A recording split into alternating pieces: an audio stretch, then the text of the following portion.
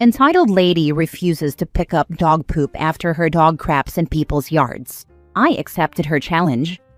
I live in a fairly large city with a lot of good dog owners, but every so often we get people, especially right after the pandemic, who are a-holes about picking up after their pups. I have a security cam that faces the area where people like to let their dogs piss. I'm never around at that time of day, but I can see who's letting their dogs do what in my yard at all times. One lady let her dog crap in the sidewalk area of my yard every day. Never picked it up.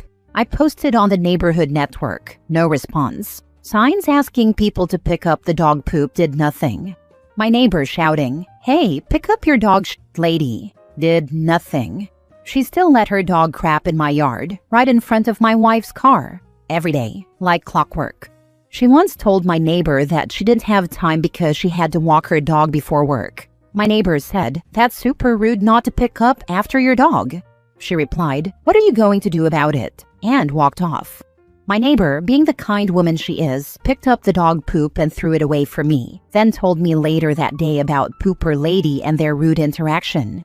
Now, we had a dog not too long ago, which is sort of an understatement. We had a 250-pound doofus Maximus who loved people, dogs, cats, kids, everyone. He was super friendly, and we left a doggy treat library up in his memory when he passed 2 years ago of old age. His passing broke me, but one thing I learned was exactly how horrible our yard was, even before a human-sized dog used it as a lavatory every day.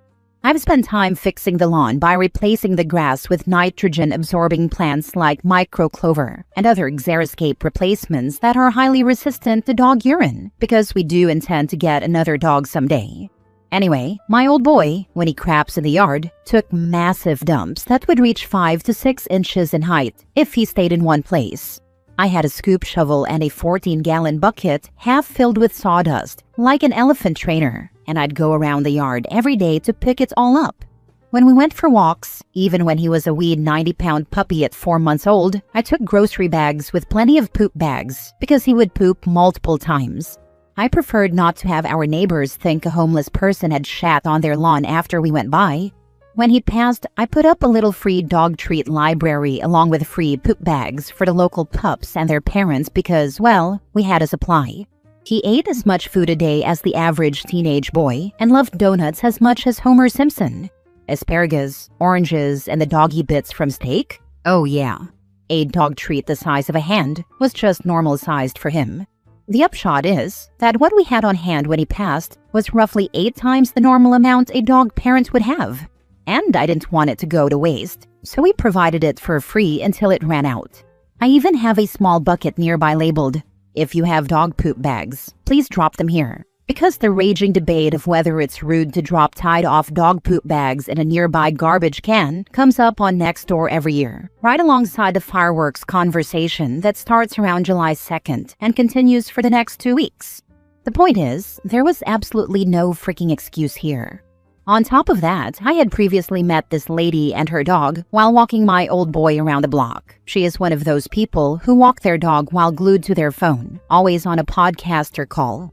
Her dog is one of those long-haired fluffy dogs that looks like it's been run into a wall multiple times head first. It's also an a-hole, aggressive toward other dogs, even ones 20 times its size. Every time we crossed paths, she barely registered her dog trying to bite mine until I would yell, "Curb your dog, lady," while blocking it with my body. So, poop bags available. Notices. Neighbors saying, "Knock that shit off." Pooper Lady Karen doing Pooper Lady Karen things with Muffin Paws the a-hole shitzer.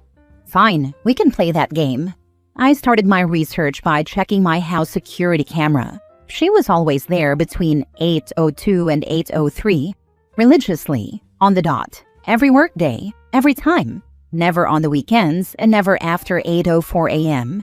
She was always dressed in very nice business casual, with expensive shoes and a purse or sling bag, but never with poop bags. I set up one of my Rainpoint Wi-Fi-enabled automatic sprinkler hose bibs and connected 2 high-volume, highly visible water sprayers for that grassy area. one on each side, one facing the sidewalk from my house with some overlap to the sidewalk strip set to a 180-degree semicircle, and one in the sidewalk strip facing the house, set to the same dispersal pattern.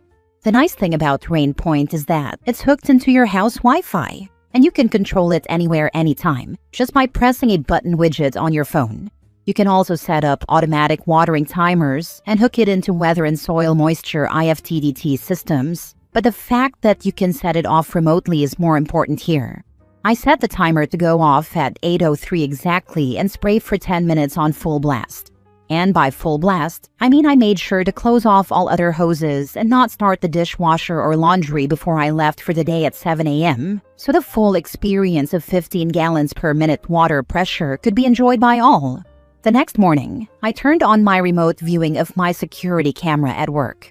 Here she comes, dressed more nicely than usual in her business casual, walking her aggro a-hole dust mop of a dog, face in her phone, earbuds plugged in, volume up.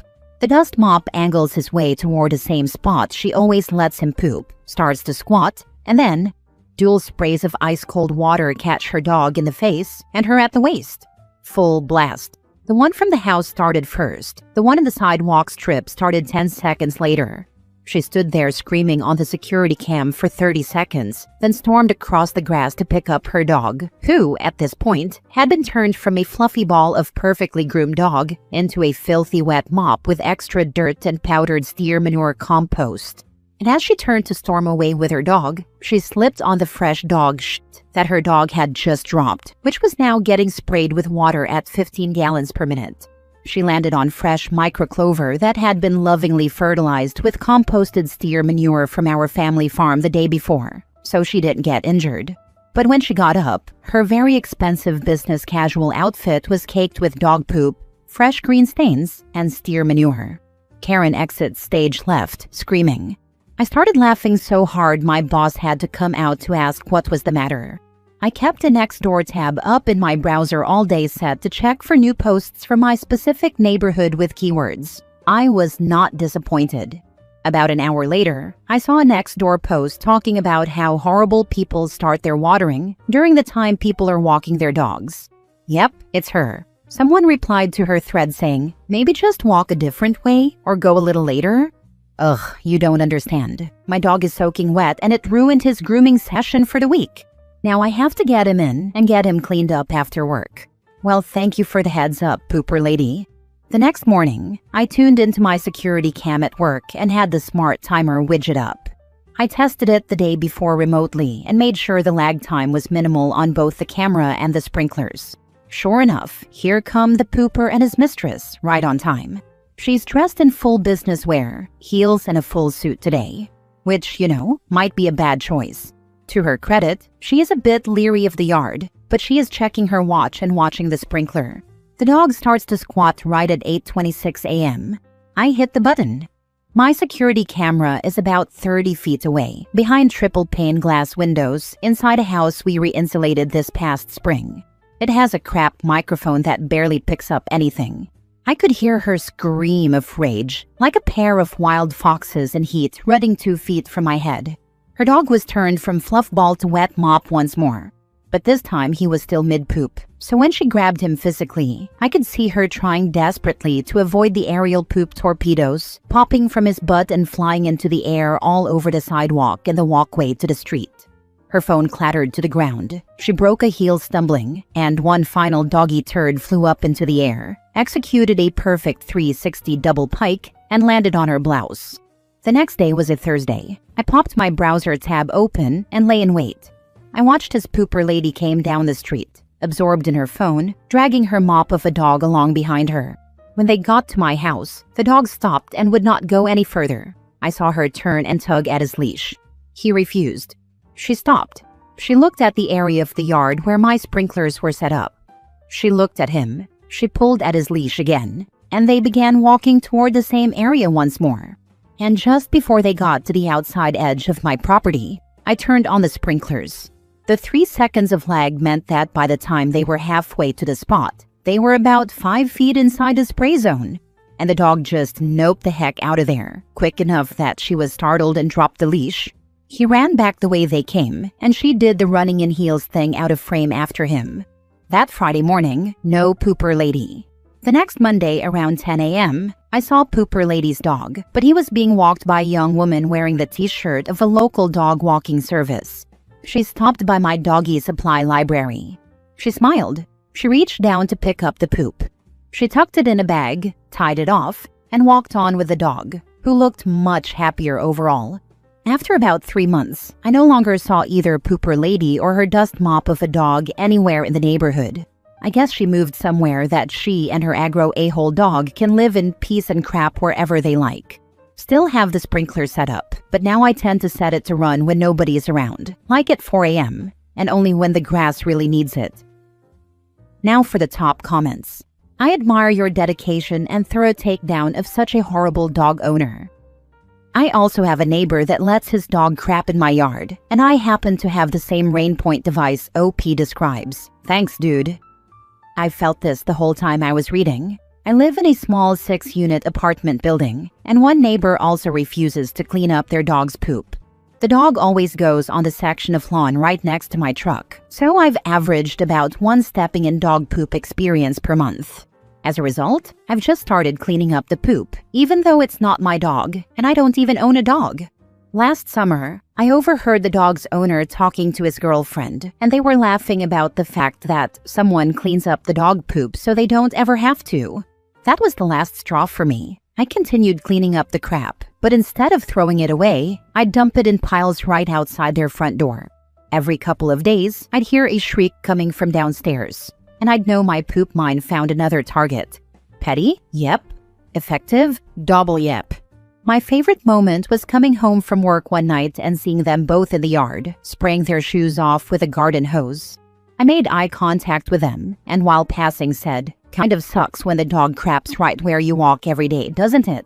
They just glared at me. After a few weeks of this, the guy finally had had enough and started cleaning up his dog's poop. Sometimes you have to fight shit with shit. I had only one instance of someone not disposing of their dog's poop at the last apartment complex I lived at. Caught the lady on Ring, throwing her dog's poop in my trash can. A few days later, I saw the lady making her way toward my apartment with her dog. She did that shifty look around to see if no one saw her. Then she looked up and saw me staring at her from my living room window and promptly pulled her dog to keep moving. When it happened where I used to live, neighbor would just let the dog out, it would poop on my front lawn, then take himself back home. Alsatian, so big poop. I just used to scoop it up, knock on the neighbor's door until they got out of bed and answered. With the sweetest smile, I told them that I had something that belonged to them, and emptied the scoop on their doorstep. Happily proclaimed cheerio and went back home. Resolved a lot quicker and with less effort, although I would love to see the video footage. Last story. Am I the a-hole for refusing to let my brother move back in with me after he trashed my apartment last time? My brother, 27 male, and I, 29 female, have always had a complicated relationship. Growing up, he was the kind of person who could be a lot of fun in small doses. Always cracking jokes, always the life of the party, but he was also irresponsible and had a tendency to take advantage of people's kindness. That pattern hasn't really changed much as we've gotten older. 2 years ago, after breaking up with his girlfriend, he asked if he could crash at my apartment just for a few weeks while he got back on his feet. I figured it wasn't a big deal. I had a spare couch, and I thought helping him out for a little while was what any sibling would do. What I didn't expect was that those few weeks would turn into 6 long months of constant frustration. He treated my apartment less like a place to stay temporarily and more like his personal crash pad. He never cleaned up after himself. There were always beer cans, pizza boxes, and fast food containers scattered around the living room.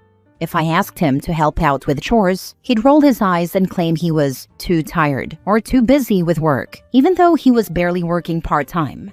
He also started inviting friends over without asking me first, and more than once, I came home to find people I didn't even know sitting in my living room. The worst incident was when I came home one night to discover he had thrown a full-blown party in my apartment.